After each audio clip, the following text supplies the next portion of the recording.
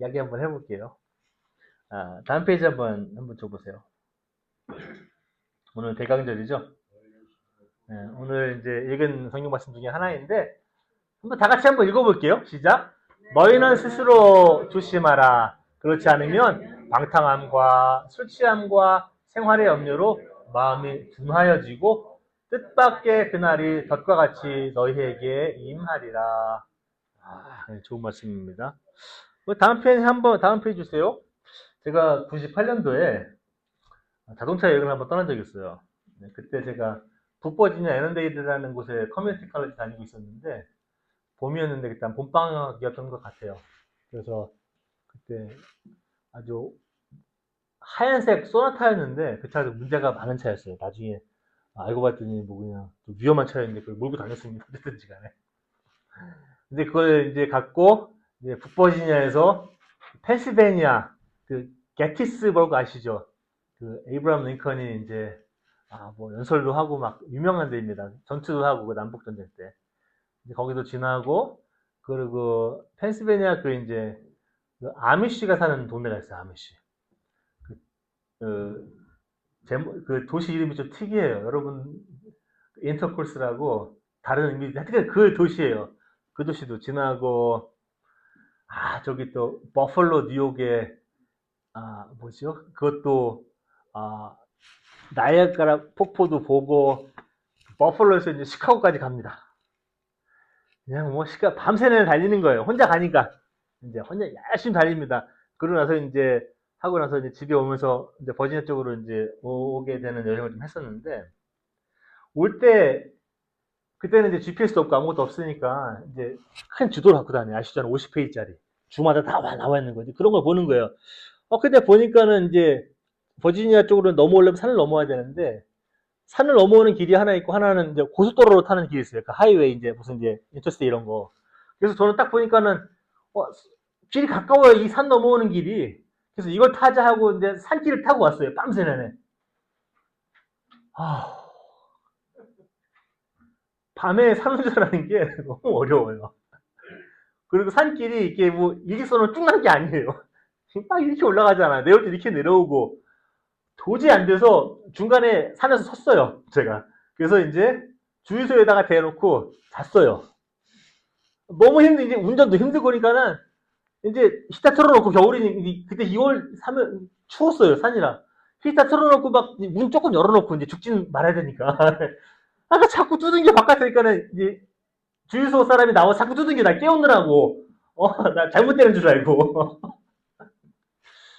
그 이후로 제가 무조건 다니면서 인터스테이트 해야 된다.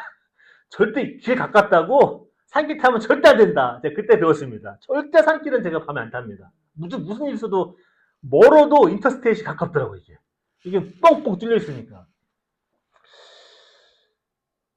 여러분 우리가 삶을 길에 비유한다면 아까 장로님 처음에 길이요 진리요 생명이 대신 길 아닙니까 길? 여정이에요. 나의 삶의 길이라면 길에 비유할 수 있다면 하나님께서 만드신 인간이 마땅히 가야 할 길이 있을까? 인간으로서 매일매일 생각하고 살아가는 삶의 기준, 표준, 지표 이러한 길이 있을까? 우리 살면서 인간적으로 살면서 이런 것들을 얘기하죠. 예를 들면 효도해야 된다. 효도해야 된다고 얘기하죠. 이게 성경에도 있어요. 부모를 공경하라고 써 있어요. 그리고 나중에 예수님도 자꾸 니네들 교회 헌금하는 거 좋아하는데 헌금 맨날 내고 부모님한테 뭐 먹는 것도 안 드리고 막 그러면 니들이 그게 진짜 신앙이냐라고 막 얘기하세요. 예수님도. 부모님 잘 섬기라고 얘기하는 거예요. 공경하고 효도해라. 그리고 타인들을 배려하고 있느냐, 존중하느냐, 네 염치와 분수를 아느냐 이런 것들이 삶에서 굉장히 중요한 것들이에요. 염치도 모르고 분수를 모르고 사시는 분들이 계세요, 그죠? 그런 분 계십니다. 신앙도 마찬가지인 것 같아요. 삶에도 이제 삶을 길로 비유하자면 이런 건데 신앙도 이제 길에 비유한다면 신앙에 길이 있을 거예요.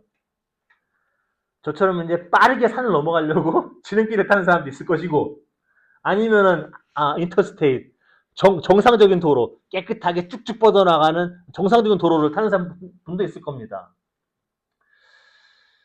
신앙 길도 좀 빠르게 가려고 하시는 분들이 계세요. 이 길을. 빠르게 좀 지름길로 가시고자 하시는 분들. 아, 샛길, 뭐, 옆길, 이런 거 있잖아요. 큰 도로 말고 이제 길이 안 난 데만 그냥 가시려고 빠르니까 가려고 하시는 분들. 지름길. 한번 생각해 봅니다. 하나님께서 과연 우리 신앙에 우리의 길을 가고 있는데, 어, 더 빨리 갈 수 있는 길을 만들어 놓으셨을까? 한번 생각 한번 해 봅니다. 다음 페이지 한번 주세요. 제가 이런 질문을 하는 이유는 오늘 누가복음 21장은 이게 좀 묵시문학 같은 거예요. 묵시문학의 예가 성경에 몇 가지 나옵니다. 구약에서는 다니엘, 신약에서는 요한계시록, 특히 종말론을 많이 다뤄요.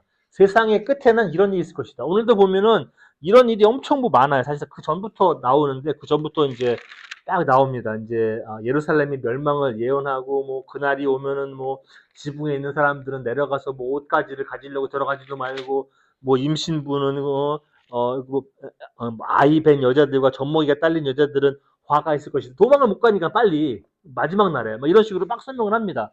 그러면서 21 이제 우리 25절부터 읽었는데 해와 달과 별들의 뭐 징조들이 나타나고 땅에서는 모든 민족들이 막 그냥 어쩔 줄을 몰라서 괴로워하고 하늘의 세력들이 흔들릴 것이며 인자는 큰 권능과 영광에 구름을 타고 하늘에서 내려올 것이고 그러면 너희들은 알 것이다 막 이렇게 얘기합니다.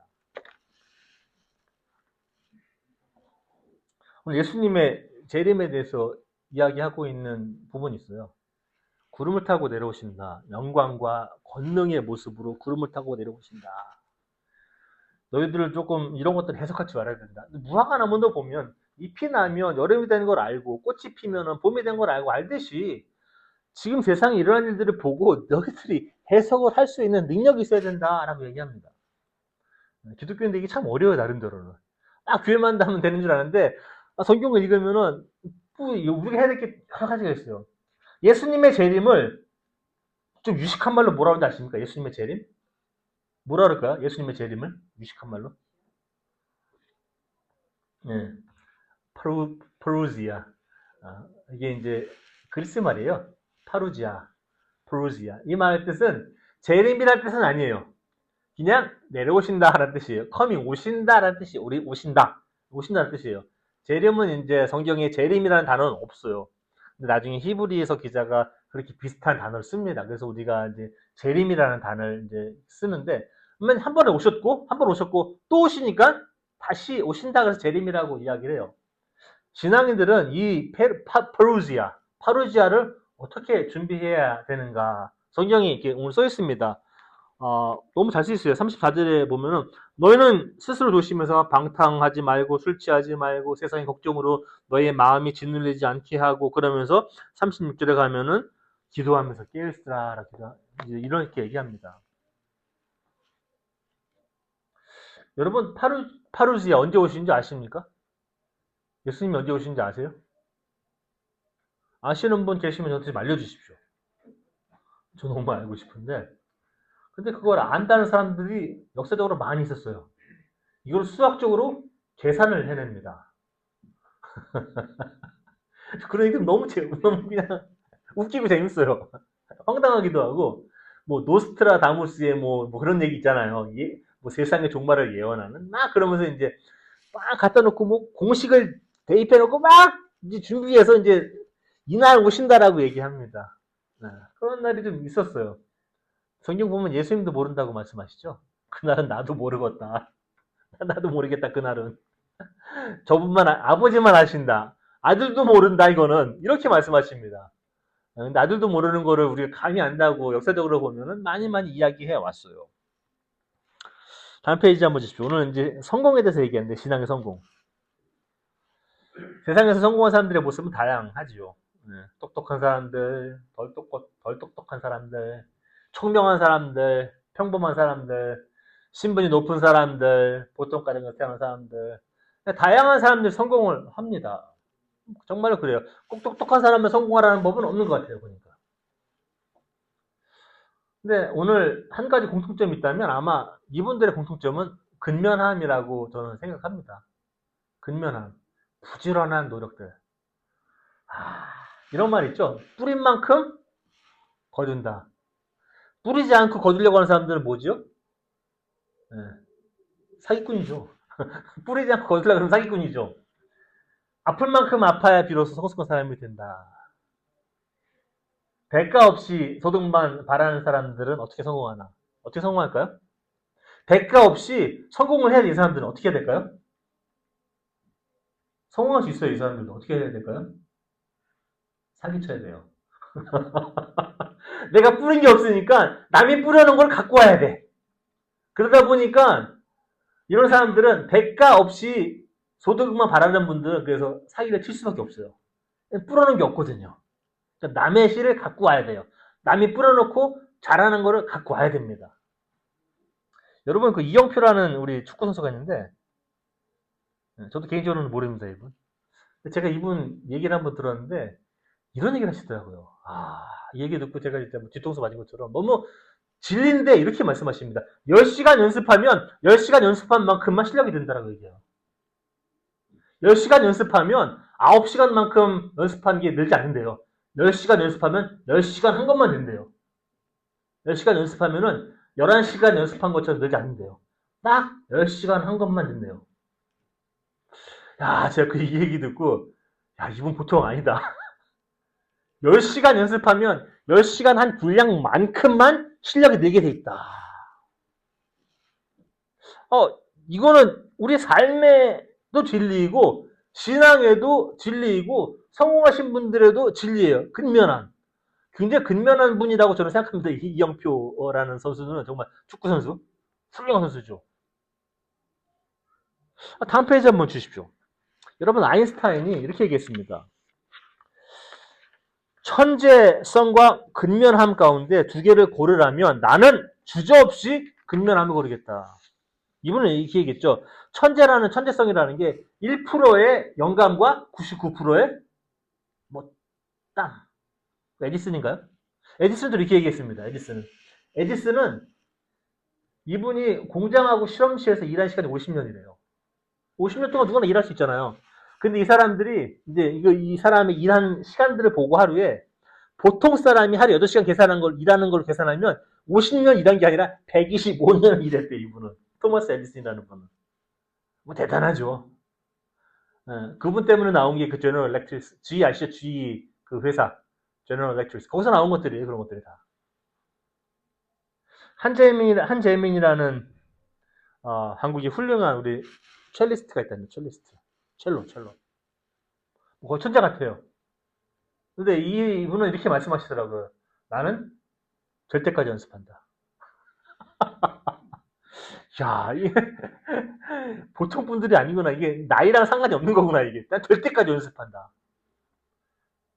여러분들 제가 태어나던 해에 돌아가신 분이 계십니다. 파블로 카세스라고. 이분이 이 첼로의 대가? 첼로의 성이 이렇게 부르시는 분이에요. 이분이 96세에 돌아가셨을 거예요. 90한 6, 7세. 하여튼 굉장히 오래 사셨어요. 근데 95세 때 연주를 마치시고 공연을 마치시고 한 기자가 와서 질문합니다. 선생님, 칼라스 선생님은 이 첼로의 대가 명성이 세상에서 1등이고 첼로의 천재고 첼로의 성인이라고 부르시는 분이 지금도 아직까지 하루에 6시간씩 연습하십니까? 왜 연습하는 겁니까? 95세 된 우리 천재 첼로의 성인이라는 분이 이렇게 대답합니다. 왜냐하면 요새 실력이 조금씩 좋아지고 있다고 느끼기 때문이지요. 천재가 하시는 말씀이세요. 95세 분이 하루 6시간 연습하시면서 내가 오늘 실력이 좀 더 나아졌는데? 상상도 못하는 이야기인 것 같아요. 다음 페이지 주세요. 그분이 이렇게 생겼어요. 유엔에서도 연주하시고 저도 한번 들어봐야 하는데 제가 이 이야기를 듣고 참 놀랐습니다. 그래서 뭔가 품어져 나올 뭔가 있죠. 우리도 신앙의 첼로를 연주한다면 어떻게 이거를 연주해야 할 것이며 어떤 연습을 얼마큼 오래 해야 될 것이며 참 문제들이 많습니다. 오늘 성경은 재림에 대해서 이야기하는데 재림에 대한 이야기를 하고 있어요. 여러분들 재림을 어떻게 준비해야 될까요? 어. 예수님이 오시는 거는 다들 맞다고 얘기하는데 언제 오실지는 몰라요. 지금 2000년, 2024년 지났어요. 앞으로 2000년이 더 오를 수도 있어요. 그럼 이제 주후 4000년에 지금도 예배 드리고 있고 아마 저랑 똑같은 설교할지도 몰라요. 지금 4000년 지났습니다. 4000년 더 지나야 될 수도 있습니다. 라고 설교할 수도 있어요. 언제 올지를 몰라요. 어떤 사람들은, 여러분들 아시죠? 92년도에 그 다미선교회. 다 기억나세요? 다가올 미래, 선교회라고 그런 선교회가 있었어요. 처음에 92년도에 10월 28일 날 이 사람들이 계산했습니다. 어떻게 계산했는지 모르겠는데, 이걸 뭐 보고 계산한 것 같아요. 수학 공식을 집어넣어서. 계산한 날짜가 10월 28일입니다. 10월 28일 날 무슨 일이 일어난다? 기억하시네요, 우리 친구님 기억하시죠? 아마 기억하실 거예요. 저는 그때 좀 어렸어요. 제가 그때 생각해보니까 19살이었어요. 19살이라서 이런 거 잘 몰랐는데, 있었던 것 같아요. 있었던 것 같아요. 그때 이장님 목사, 제가 알아보니까, 10월 28일에 그 시한부 종말론 이제 휴거가 일어나는데, 휴거. 이때 유명했잖아요, 휴거 이런 거. 유언비어를 퍼뜨려서 그 당시 한국 사회를 아주 무리를 많이 일으켰죠.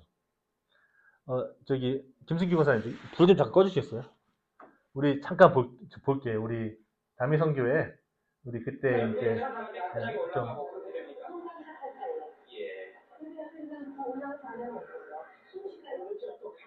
화면이 안 나오네. 네, 잠시만요. 네, 화면 보시면서 한번 볼게요.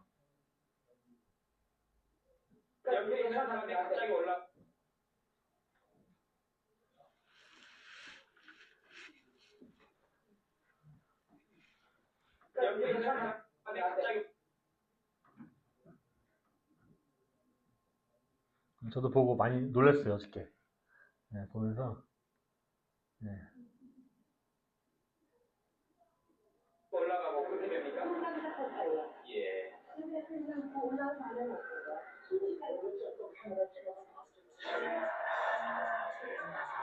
우리의 소망은 오직 그거기 때문에 휴거가 일어나면은 그냥 휴거될 걸 믿습니다.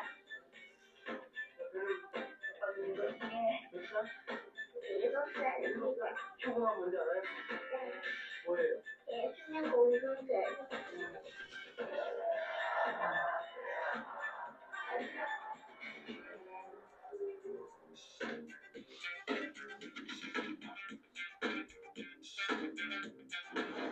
저번에 달다 들어서는 한국의 천리가 김영조 리사분으로 예수님 오십니다. 예수님 오십니다. 작년 10월 예수님 오십니다. 예수님 오십니다. 예수님 오십니다. 작년 10월 예수님 오십니다. 시한부 종말로는 올해 10월 28일 예수의 공중 재림과 함께 신심이 깊은 신자는 휴거되고 나머지 사람은 50억 명이 사망하는 대환란에 쌓인다는 것입니다.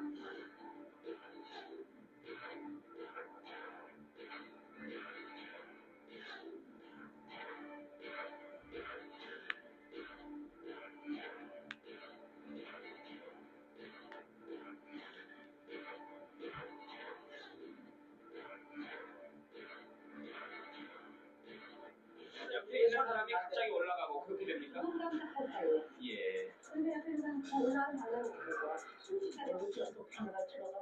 이 교회는 누가 하늘에 올라갔는지 확인하기 위해서 신자들의 옷에 이름표를 붙이기로 했습니다.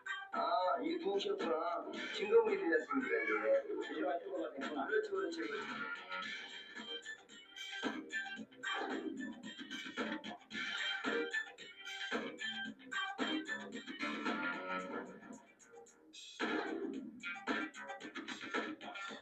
종말론에 빠졌던 어머니가 전 재산을 헌납하고 시한부 종말론에 빠진 장병들이 휴가 갔다가 돌아오지 않거나 시한부 종말론이 급속히 퍼지면서 청소년의 학업 포기와 가출, 가정 파괴 등 폐해가 속출하고 있습니다.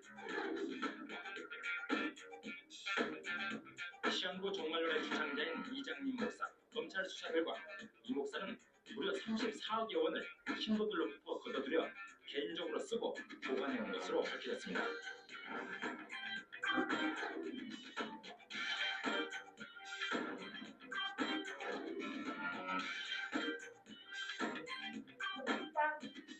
정말 얼마나 행복합니다. 하나님 지켜주셔서 여기까지 왔지. 이장님 목사의 구속은 마치 예수가 십자가에 못 박히기 전 고난을 당했던 것처럼 종말이 더욱 가까웠음을 보여주는 것이라는 얘기입니다. 신자들이 오늘 꽃가지와 개인 소지품을 태우고 28년 휴거를 앞두고 만든 유언장입니다.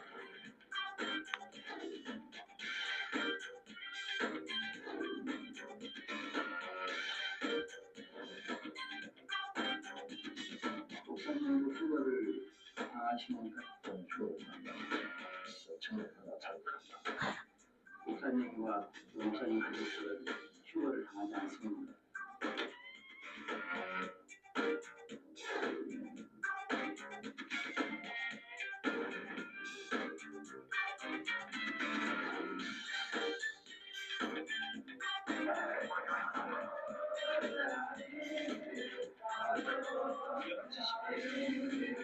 취재팀이 어렵게 현장에 들어갈 수 있었습니다.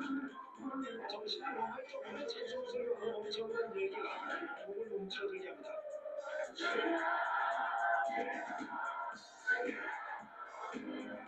남녀노소의 구분 없이 절규하는 기도 소리. 자정이 가까울수록 강도가 훨씬 강해집니다. 목사님, 어떻게 된 겁니까?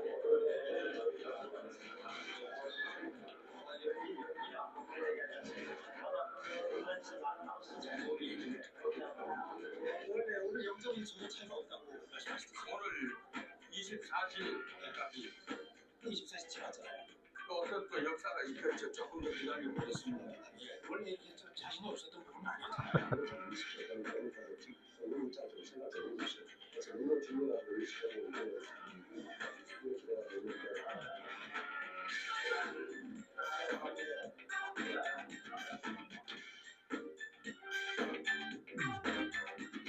후보가 사실이 아닌 것으로 확인된 어느 새벽 10시 5분쯤 이 교회 앞에서는 사기라고 방송한 관계된 인구 신고와 사역으로부터 얼굴을 공로받고 한때 목사관으로 피신 타결되어 있습니다. 휴거설이 잘못된 것을 인정하고 목사 스스로 사퇴의 뜻을 밝힌 교회도 충격 속에서 울신난스러운 모습을 하고 있습니다. 성산동의 교회는 아예 다른 곳으로 이사를 해버렸습니다. 후보가 발생하기 13년 전에 이런 일이 있었습니다. 감옥을 들어야 됩니다. 감옥에서 빛으로 이 교회로 눈 깜짝을 제가 넘겨버리는 역사가 있었습니다.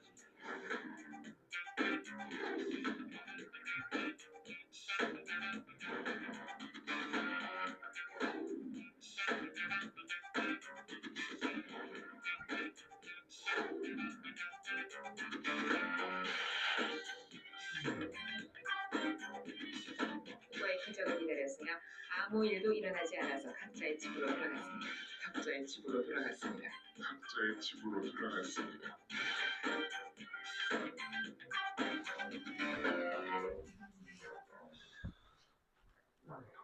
네, 우리는 이렇게 예, 지금도 바뀌지 않았어요. 사실은 보면 다윗이 보시면 하나님께서 요구하시는 건 부지런한 신앙의 노력들이에요. 작지만 부지런한 신앙의 노력들. 자꾸 지름길, 빠른 길로, 새 길로 가시려다가 한 방에 한번 가보시려고, 저 천국이라는 곳에 한 방에 가보시려고 인간의 얄팍한 그 종교 전략에 휘말리면 저렇게 되어 버립니다. 그때 다미 선교회 조사하면서 밝혀진 일들이 너무 많아요.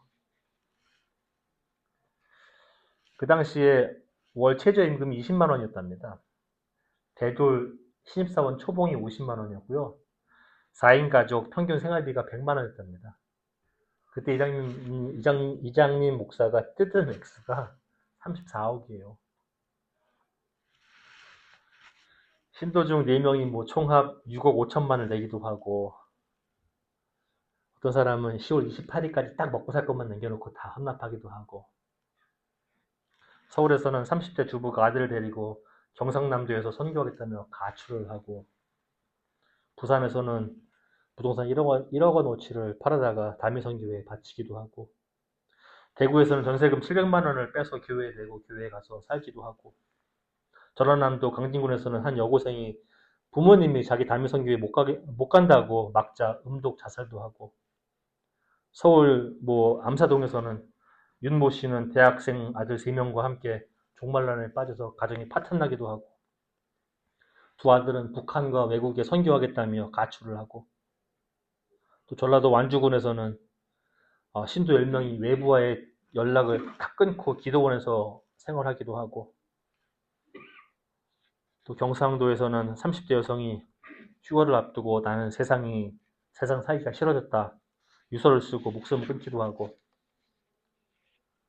어떤 주부는 자녀 3남매를 모두 데리고 가출해서 휴거론을 주장하던 부천시의 한 교회에서 숙식하다가 교회 목사와 부적절한 관계로 임신도 하게 되고, 휴거론을 주장하던 목사는 여중생, 여고생들 신도를 대상으로 안수기도를 구실 삼아 성범죄를 저지르기도 하고, 임산부는 휴거되기 편하게 가볍게 하나님한테 가야 되니까 의사의 만류에도 불구하고 낙태를 하기도 하고,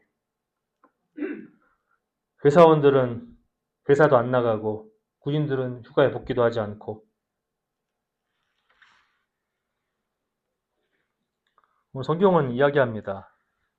너희는 스스로 조심해라. 너희는 스스로 조심해라. 다음 페이지 한번 주세요. 제가 아까 효도 말씀드렸는데, 예를 들면 이런 거예요. 효도한다고 부모님 생계 책임지지 않고, 부모님 필요한 거 도와주지 않고, 교회에서 기도하시는 분들, 저는 내쫓을 거예요, 그렇게 되면. 그거는 하나님께서 우리 인간을 만들어 놓으신 도가 아닙니다. 도리가 아니에요. 효도는 이런 거예요. 내 자식이 나에게 해주기를 바라는 것처럼 나도 부모님한테 하면 되는 거예요. 그게 효도예요. 뭐 복잡한 거 아니에요. 내가 받고 싶은 만큼 똑같이 해주면 돼, 부모님한테. 그게 효도예요. 스스로 조심하여라. 내가 얻고자 하는 거잖아요?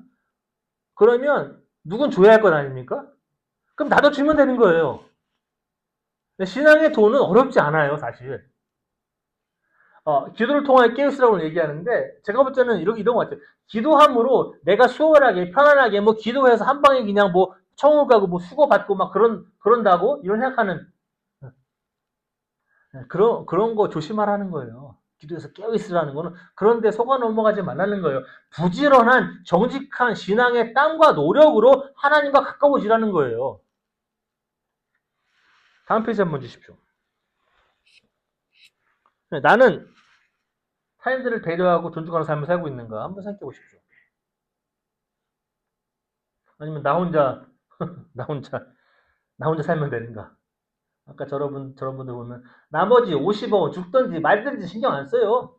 나만 가면 되는 거 하나님한테. 이거는 하나님의 사랑과 정반대에 대치되는 겁니다. 저분이 돌아가신 이유가 도대체 뭐겠습니까? 다 오라고 얘기하는데 우리는 어떻게 된 게 2000년이라서 나만 가면 되는데, 나머지 50억은 죽어 자빠지든지 뭐하든지 상관없고 나만 가면 되는 거야. 너는 스스로 조심하라. 그러니까 유튜브 보면서 그들이 포기한 현실의 삶이라는 문구가 나오는데, 그런 것들이에요. 여러분들이 하나님과 가까워지는 곳은 기도원도 아니고 교회도 아니에요, 사실은. 여러분들의 삶 속에서 하나님을 향한 작은 정직한 노력들, 신앙의 땀들이에요. 그게 하나님과 여러분들을 가깝게 해줘요. 제가 신앙의 성공의 비결을 말씀드린다고 얘기했는데, 신앙 성공의 비결은 지름길이 없어요, 사실. 왕도도 없어요. 빠른 길도 없고 옆길도 없고 샛길도 없어요. 단시간 내에 최고 효과를 낼 수 있는 그런 길이 없어요, 신앙에는. 다음 페이지 한번 주세요. 오히려 가장 우둔한 방법, 가장 우매한 방법, 가장 어리석은 방법, 하나님께서 우리에게 마땅히 가라고 하신 그 길을 가는 것, 지금 내 현실의 삶 안에서 하나님을 찾고 서로 사랑하는 것. 고난과 고생, 고통을 피해서 수월하게 뭐 기도해서 날짜 정해놓고 나만 가고 다른 사람들은 갈 수 없다는 그런 이상한 하나님을 만들어 놓고 그걸 믿고 그게 믿음이라고 생각하는 그런 사람들. 그런 건 없어요. 예. 단미선교회 이제 뭐 지금도 좀 남아 있겠죠. 단미선교회와 같은 믿음 하고 있는 분들이 기독교인들이 또 많이 있어요. 이런저런 모양으로 여러분들 아실 거예요. 예. 이런저런 모양으로 현실의 삶을 포기하고 늘 생각하면은 우리 아버지 그 신앙촌 얘기 말씀하시는 신앙촌 자기 친구가 다 팔고 들어갔다고 저한테 뭐 조심하라고 막 그런 기억이 항상 납니다. 저도 신앙 성공의 비결은요. 누가 그냥 만들어 놓은 프로그램을 막 미친듯이 쫓아가서 거기에 뭐가 있대니까 뭐 이걸 쫓아다니고 저걸 쫓아다니고 여기 가고 저기 가고 이렇지 않아요. 그래서 오늘 성경은 얘기합니다. 너는 스스로 조심하라. 스스로 조심하라. 매일매일 나의 평범한 삶 속에서 여러분들 선교하러 북한에 안 가도 돼요. 어디 아프리카에 안 가셔도 돼요. 거기 안 간다고 선교 안 한다고 누가 여러분들 막 그냥 길티하게 만들면 그 사람들의 신앙에 문제가 많은 거예요, 사실은. 매일매일 나의 평범한 삶 속에서 하나님을 향한 나의 작지만 끊임없는 계속적인 부지런한 신앙의 노력들, 땀들 이런 것들이 있는데 저는 이런 거를 근면함이라고 오늘 이야기하고 싶어요. 여러분들은 근면한 신앙인이 되어야 돼요. 저렇게 한 번에 그냥 기도하면서 막 팔짝팔짝 뛰면서 뭐 나만 가면 된다는 이런 오만하고 굉장히 이기적인 신앙 절대 갖지 마십시오. 말리에도 많을 거예요, 여러분들. 제가 보면 알아요. 여러분도 보면 아시죠? 여러분들 신앙 단수가 얼마인지 완전 고단수 아닙니까? 딱 보면 알잖아요. 얘기는 안 해도. 여러분들 딱 보면 알잖아요. 누가 누군지. 서로 얘기는 안 해도. 여러분들이 그 안에 얘가 말씀드렸잖아요. 그 빅데이터가 많다고 여러분들의 신앙 경험이 많아갖고 딱 보면 알아.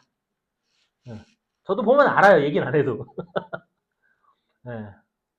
여러분들 근면하게 신앙생활 하시길 바랍니다. 그게 성공하는 신앙인의 비결이에요. 비결 아닌 비결이에요. 저 방법뿐이 없어요. 절대 옆길을 세지 마시고 새길을 세지 마시고 근면한 신앙생활 하시기를 바랍니다. 잠시 기도할게요. 주님 감사합니다. 우리 하나님 말씀 잠시 이렇게 또 보고 생각하고